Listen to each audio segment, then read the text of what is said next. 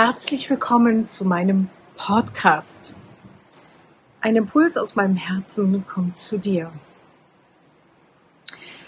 Es geht um die Angst, das Verstehen der Angst, Panik, wie das funktioniert, was das mit einem macht, worauf es ankommt, wie man damit umgeht und wie man da rauskommt und sozusagen sich davon befreit und wirklich in die eigene Kraft kommt. Denn ich habe viele Jahre mit dem Thema Angst gearbeitet und die Angst auf allen Ebenen angefangen zu durchschauen und hantieren lernen.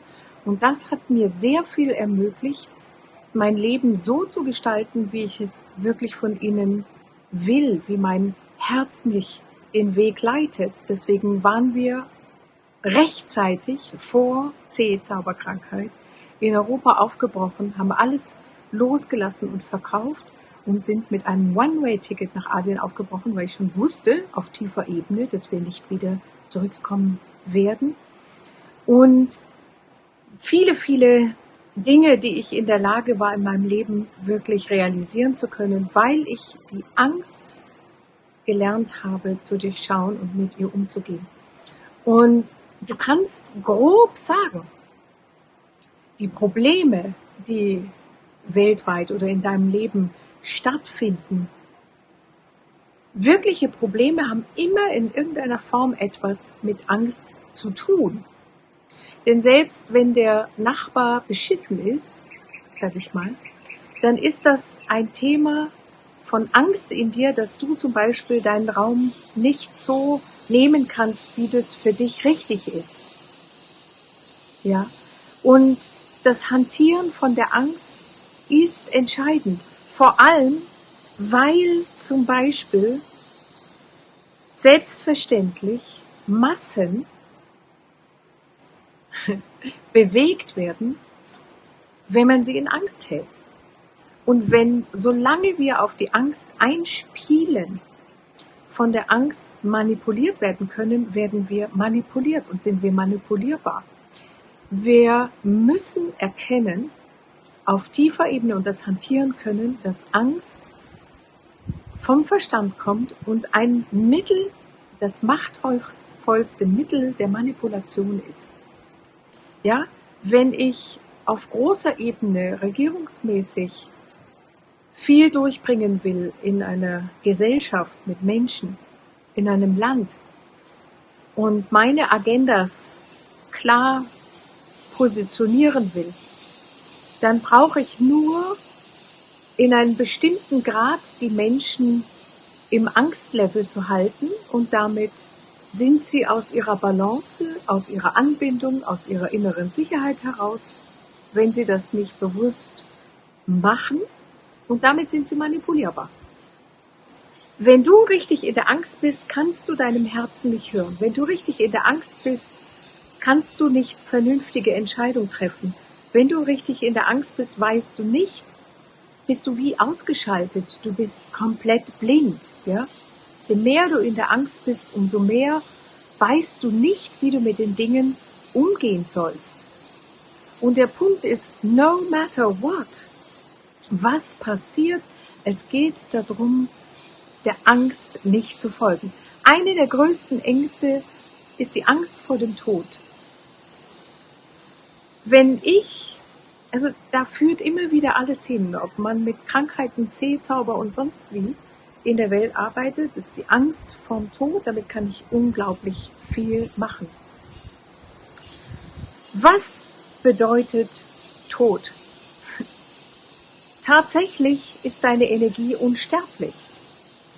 Du kannst dir vorstellen, dass deine Energie nicht nur unsterblich ist, sondern alles ist, was ist, mit allem verbunden ist, was ist, denn es ist pures Bewusstsein. Deine Energie ist pures Bewusstsein und unsterbliche Energie. Was stirbt, ist die Apparatur, Körper. Das ist wie ein Raumanzug, mit der du diese Dimension hier auf der Erde erfahren kannst. Du ziehst dir quasi einen Körper an mit 5 Sinnen und mit einem Verstand und mit dem erfährst du eine Realität, die für dein eigentliches unsterbliches Bewusstsein keine Realität ist. Das heißt, du legst im Grunde genommen, sag ich mal, wie bei Meta, wie in einem Computerspiel, wo du eine Brille anhast, die Brille ab und schaust wieder klar. Das passiert beim Tod. Es ist die Angst, aber nicht nur vom Tod, sondern auch vor dem Unwissen. Das ist aber eine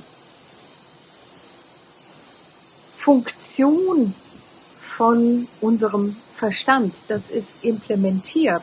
Wenn wir tiefer rutschen und in unser Herz hineinkommen, sehen wir, dass unser Herz die Dinge immer weiß. Aber dazu müssen wir sehr viel aus dem Verstand heraus. Gerade in Europa sind die Medien unglaublich daran interessiert, irgendwelche Geschichten wieder weiter zu projizieren, so dass dein Verstand drauf eingehen kann und in dir durch die Angst genau das produziert wie Krieg und sonst etwas, was von denen, die das gerne wollen, gar nicht produziert werden kann.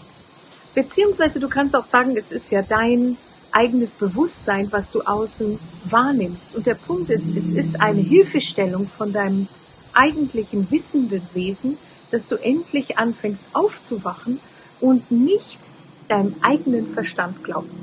Das ist ja eins der ersten Dinge. Wir denken, der Verstand sitzt in unserem Kopf drinnen und daher gehört er zu uns und wir müssen ihm glauben. Das heißt, wenn er Angst, was ist Angst? Angst, wenn du mit der Angst arbeitest, wie ein Forscher, und du hast also eine Paniksituation, Angstsituation, und du gehst jetzt bewusst in diese Panik hinein und in die Angst hinein. Und du spürst in der Angst, was an Sensationen in deinem Körper stattfindet. Was passiert in dem Körper? Dann sehen wir, alles zieht sich zusammen. Wir fangen an zu shaken, zu vibrieren, wir fangen an zu schwitzen, zu zittern oder heiß-kalt. Und wenn du da drinnen stehst und das einfach nur beobachtest, wir kriegen ja Angst von diesen Emotionen in unserem Körper, die plötzlich passieren. Weil alles zittert und vibriert, denken wir, es muss ganz furchtbar sein. Aber wenn wir das anschauen und beobachten, wirst du sehen, es hört relativ schnell auf. Die Angst ist immer eine dünne Schicht, die arbeitet so richtig sensationell in deinem Körper. Wenn du da drinnen stehen bleibst, hört sie ziemlich schnell auf und das Thema ist erledigt, du bist hinter der Angst. Und ich sage dir, mein Leben ist überhaupt erst gestartet hinter der Angst, nachdem ich die Angst kennengelernt habe und durch die Angst hindurchgegangen bin und dahinter habe ich erst wirklich die Sachen erfahren. Denn das ist eine Barriere, eine Terror Barrier, eine Terrorbarriere in uns über den Verstand, die dich davon abhält, das Leben wirklich erst in der Qualität und in der Größe zu leben und Dimension zu leben, die wirklich zu einem gehört. Weil immer, wenn ich meinem eigenen Herzen folgen will, kommt diese Terror Barrier, kommt diese Terror Barriere aus dem Verstand, die Angst, die dieses große, sensationelle Erdbeben im eigenen Körper macht, wodurch man das Gefühl hat, da geht es auf keinen Fall entlang. Ich darf da nicht entlang gehen. Wir haben nicht in der Schule gelernt, wie man mit dieser Emotion umgeht. Wir haben nirgendwo in der Regel gelernt, dass die Angst nicht echt ist, sondern wirklich über unseren eigenen Verstand uns zurückhält, schön brav im Gefängnis von kleinen Brötchen sitzen zu bleiben. Nicht wirklich zu leben, was wir wirklich wollen. Wir müssen mit der Angst umgehen und lernen, dass Angst gar nicht existiert auf der Ebene unseres wahren Bewusstseins. Es existiert nicht. Ja, und ich rede nicht, was ich gelernt habe, sondern ich praktiziere es und mein Inneres, meine Angebundenheit hat mich den Weg geführt zu erfahren auf aller Ebene, dass Angst keine Realität ist. Jetzt frage ich dich konkret in deinem Leben, was alles wolltest du in deinem Leben wirklich gerne von Herzen gerne tun und hast du nicht getan, weil du Angst hast? Schau dir das mal an. Weil du Angst hast, dir nicht vertrauen kannst, was weiß ich was, kein Geld hast, da nicht raus kannst. Es ist überall die Angst davor. Die gesamte Situation, politisch und gesellschaftlich, schau dir das mal an. Was macht dir da Probleme? Die Angst. Wovor hast du Angst? Vor dem Unwissenden, vor Prognosen, die dir dein eigener Verstand in deinem Kopf vorspielt. Ich habe gesagt, es geht darum zu lernen, seinem eigenen Verstand nicht zu glauben. Der Verstand funktioniert folgendermaßen. Wenn Kinder auf die Erde kommen, da ist kein Verstand involviert. Ein Kind mit 2 Jahren kommt nicht auf die Idee nachzufragen, was machst du für einen Beruf, wie viel Geld verdienst du? Und so weiter. Ja, wir in der Gesellschaft, in der wir aufgewachsen sind, noch alle mehr oder weniger, werden in der Schule trainiert, unseren Verstand zu verwenden und dem zu glauben. Wir müssen dem System schon von Anfang an glauben. Ja, so und so ist das in der Welt und die Geschichte, und ob die Geschichte stimmt oder nicht, in den meisten Fällen stimmt die ja noch nicht mal, muss man so glauben, annehmen, und es wird so eingespeichert, und das ist es. Was wir nicht lernen ist, dass wir eine Technik in unserem Avatarkörper haben, die sich Herz nennt. Das ist ein Tor zu unserem tatsächlichen unsterblichen Sein, mit dem können wir selbstverständlich in die Akasha-Chronik zum Beispiel eintauchen. Was ist die Akasha-Chronik? Die Akasha-Chronik ist das gespeicherte Weltenwissen. Da können wir alles erfahren, was überhaupt wann, wie, wo auf der Erde passiert ist oder auch passieren wird. Ja. Und dass wir haben den Zugang in diese Avatar-Technology zum universellen Wissen. Ja. Das haben wir nicht gelernt in der Schule.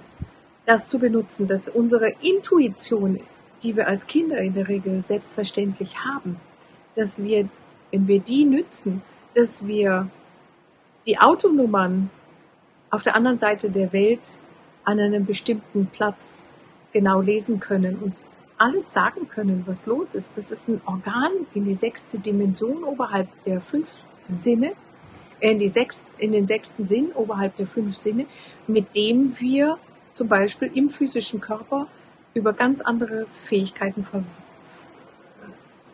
verfügen als mit unseren 5 Sinnen, die wir in der Schule gelernt haben. Und dieses ganze Einspeichern von Wissen und in der Regel auch noch nicht mal gefragt zu werden, das in irgendeiner Form zu reflektieren, werden wir auf einen Weg geleitet, der nichts oft sogar mit der Realität tatsächlich wirklich zu tun hat.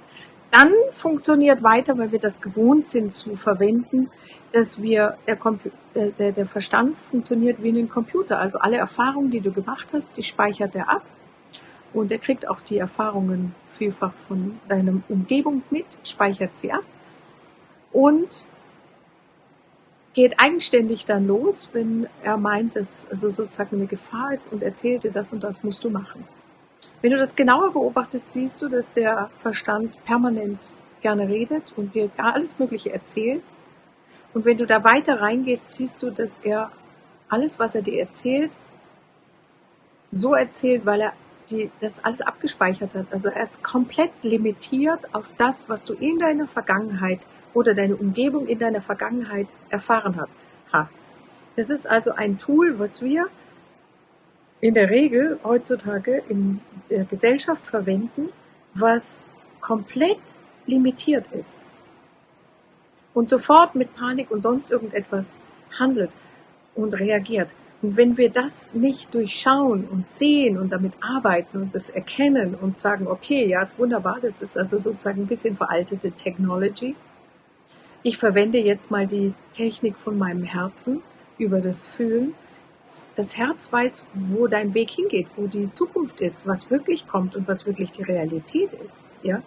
Und wenn ich da shifte, aus der Angst, aus der Manipulation, aus dem Verstand rein in das, was mich ausmacht, nämlich die unsterbliche Energie, dann verändere ich nicht nur meine Außenrealität um mich herum, ich verändere alles, was ich erfahre.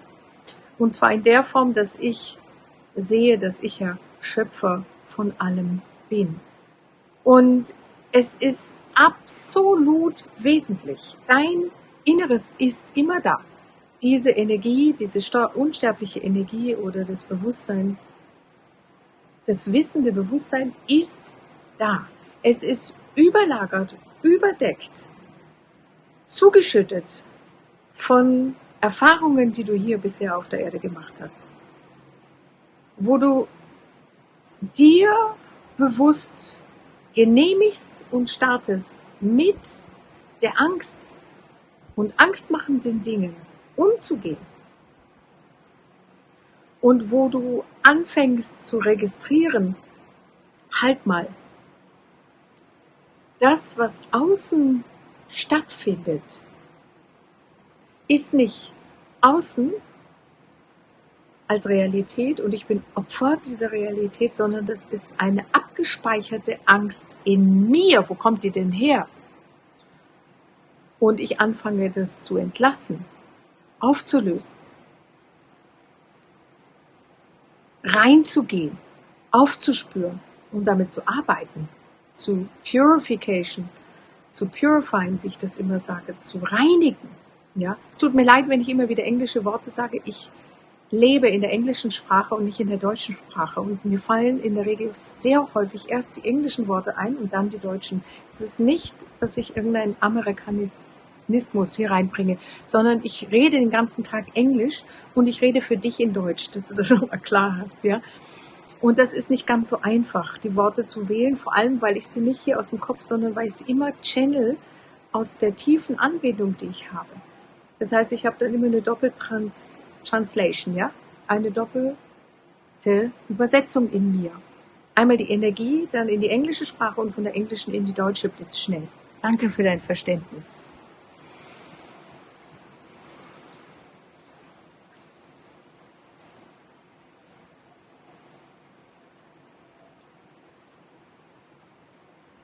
Eins der wesentlichsten Dinge, die du jetzt tun kannst für deine eigene Zukunft und die Zukunft in dem Land, in dem du lebst und um dich herum und für die anderen Menschen, ist, dass du anfängst, nicht meine Worte einfach nur zu nehmen und zu glauben oder durch dich hindurch gleiten zu lassen, sondern gehe mit dem Thema Angst um. Suche die Angst. Ich habe wirklich eine Zeit lang alles aufgesucht, wovor ich Angst habe und habe das genau gerade gemacht. Nicht Bungee Jumping, aber sage ich mal, nicht diese physische Angst. Das ist ja das, du weißt genau, von was ich rede. Du musst nicht den Abhang runterstürzen. Das ist nicht das Thema oder aus dem 5. Stock springen und all diese Geschichten, sondern diese Angst, die vom Verstand kommt, das ist eine vernünftige Angst, die dich zurückhält, den Abhang nicht runterzugehen. Sondern es geht darum, die Angst, die dich von deinem Inneren abhält, die dir erzählt zum Beispiel einfach ungefragt, ja, was weiß ich, was da jetzt in der Zukunft kommt. Da kommt dann vielleicht der Krieg und dann habe ich kein Geld mehr und dann kann ich dies nicht mehr und alles und die anderen Leute und so weiter. Diese Art von Angst, die geht es. Gehe da hinein, ja? Oder du bist irgendwo, was weiß ich, du hast einen Unfall gehabt und eine Problematik damit, dann gehe in diese Situation, stell dir diese Angst nochmal vor und gehe da mitten hinein und fange jetzt an zu forschen. Nehme diese Angst als Mittel, dich jetzt da hineinzuführen in das Thema, was dich dein Leben lang zurückgehalten hat. Das zu tun, was du weißt und was du wirklich willst. Was dein Herz weiß und was du wirklich willst. Was dein Herz weiß, was du wirklich willst. Ja? Und arbeite damit. Nehme die Situation, nehme das Leben, umarme es und sage, okay, super, ja, hier habe ich Angst, hier habe ich Angst, hier habe ich Angst. Jetzt gehe ich damit um. Und fange an, dich selbst zu beobachten. Und zwar so, dass du wirklich anfängst, deinen Verstand von außen zu beobachten.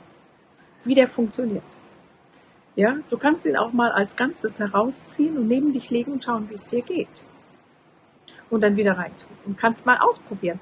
und gehe in die Angst, die du konkret hast, und fühle konkret, was in deinem Körper passiert. Weil wenn wir dem begegnen, das ist das, was der Verstand nicht will. Weil das ist das Tool, wie du frei wirst. Wenn du der Angst begegnest, der Situation, vor dem du Angst hast, und jetzt anfängst, Ruhe da hineinzubekommen und nur zu beobachten, wo überall passiert was in meinem Körper. Und derweil du beobachtest, wirst du sehen, was passiert. Und gehe immer wieder hinein, bis sie aufhört. Ich bin ziemlich angstfrei geworden bei dir in meinem Leben. Ich habe die Angst weitgehend an den Nagel gehängt. Ich weiß, ich hatte noch mal eine wahnsinnige Angstattacke. Super, das war eine Ameise, eine große. So, da hast du es ganz lebendig. Ja? Mehr kann auch nicht passieren, der hat mich gebissen. Aber das ist ein ganz wesentlicher Punkt. Also meine große Panikattacke, die ich nochmal hatte, war 2021,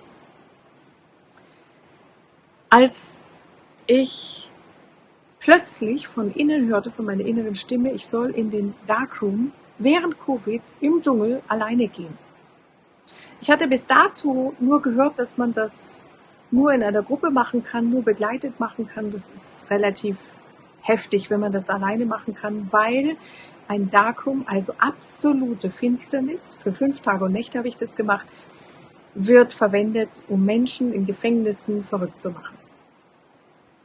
Und als ich das gehört hatte, dass ich das machen soll, dann habe ich mich erkundigt und es war sage und schreibe 10 Minuten von mir entfernt, wo ich gelebt habe, war ein Darkroom im Urwald.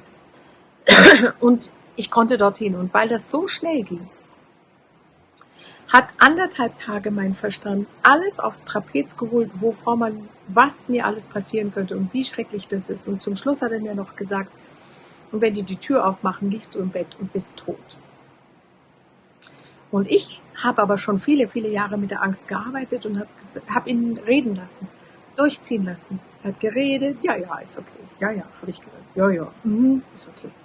Also wirklich absolut nicht drauf eingegangen.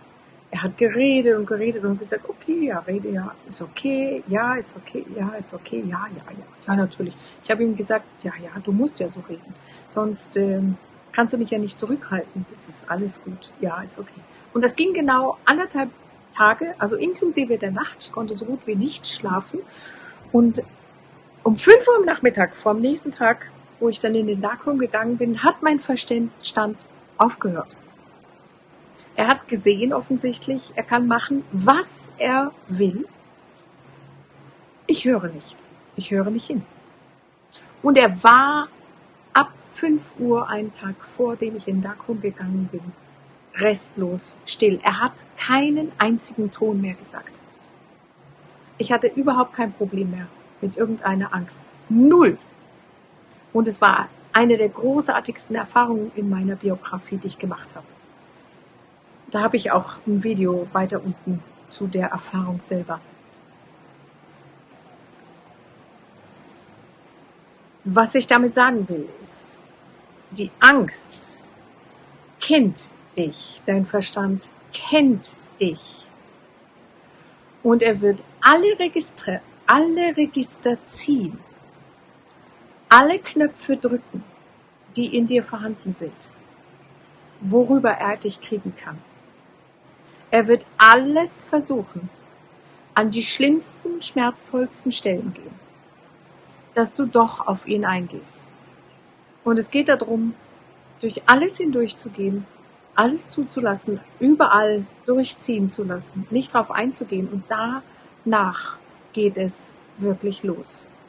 Und das auch immer wieder, bis du lernst und erfährst, dass die Realität nicht die ist, vor der dich dein Verstand und die Angst warnt, sondern was du willst, was dein Herz will. Es ist das machtvollste Mittel, dich sagenhaft, klein, mickrig aus deiner Kraft zu halten und dir zu erzählen, du wärst nicht wert. Die Realität ist, du bist das Wertvollste, was es überhaupt gibt. Jeder Einzelne, der dieses Video hört und jeder, der überhaupt existiert, ist das. Denn das, was du im Kern bist, ist alles, was ist göttliches Bewusstsein.